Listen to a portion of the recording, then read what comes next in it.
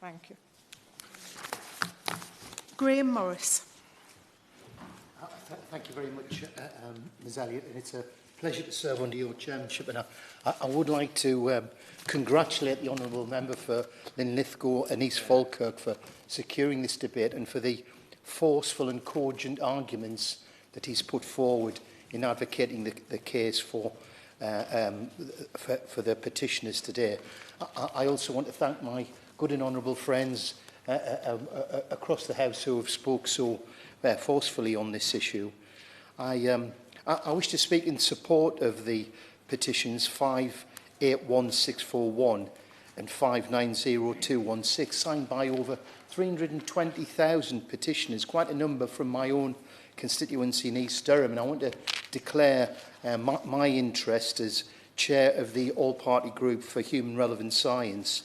Again, it would be remiss for me not to take this opportunity to briefly pay tribute to the late Vice Chair of the group, Sir David Amis, who's been an unwavering voice for animals in laboratories and a champion for human relevant science. He'll be remembered as a tireless and principled campaigner for animal welfare. And I do hope that from the government side, who are absent in the committee tonight, that there will be other members who will step up and take on the mantle of Sir David in his stead. The APG for Human Relevant Science is a discussion forum, Ms Elliott, for politicians, for human relevant life science sector, for the third sector, for scientists, for stakeholders to promote new approach methodologies that provide unique insights into human biology, transform our ability to understand human disease, and can develop new and effective medicines more quickly without the use of animals. I certainly take on board the point that a colleague made earlier that the stats do seem to show a slight reduction in the number of animals that were used in testing in 2020. However, it does seem that this may be a consequence of the pandemic, and in the 10 years up to 2019, the average annual decrease in animal testing was only about 1% a year. So on that trajectory, animal testing looks like it's going to set to continue for another 90 years. That the case for transition to human relevant science is absolutely compelling. Ms Elliott, there's a growing range of cutting-edge techniques which provide results that are directly relevant to people and can replace, or at the very least, immediately significantly reduce the use of animals. These new approach methodologies include the use of human cells, tissues, tissue cultures, artificial intelligence, and organ-on-chip technology. Significant differences in the human race's genetic makeup mean that data from animal experiments cannot be reliably translated into people, into humans. In fact, the current reliance on animal experiments may well be holding back the progress that many patients so urgently need. Greater than 92% of drugs that show promise in animal tests fail to reach the clinic and do not benefit patients, mostly for reasons of poor efficacy and safety that were not predicted by animal testing. In disease research, the picture is similar.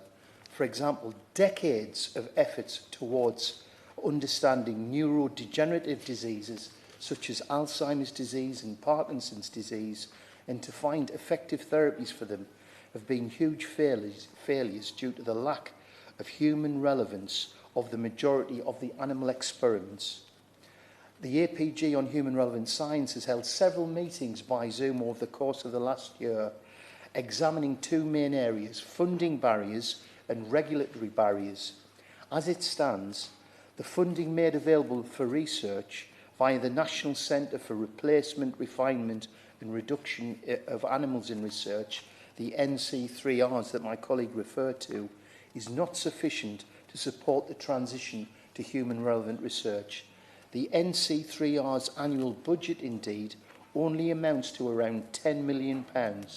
By comparison, the Association of Medical Research Charities estimate that in 2019, the MRC, the Medical Research Council, and the National Institute for Health Research provided a combined total of £1.8 billion in funding for UK medical research, while medical research charities provided 1.9 billion.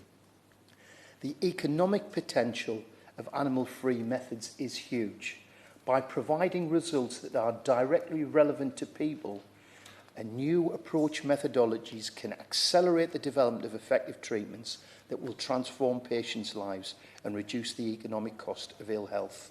I do think it's an important point, and I hope the Minister will respond to the point raised by one of my colleagues earlier, that, for example, in 2020, over 450 skin sensation tests were carried out on mice, even though validated non-animal tests were and are available.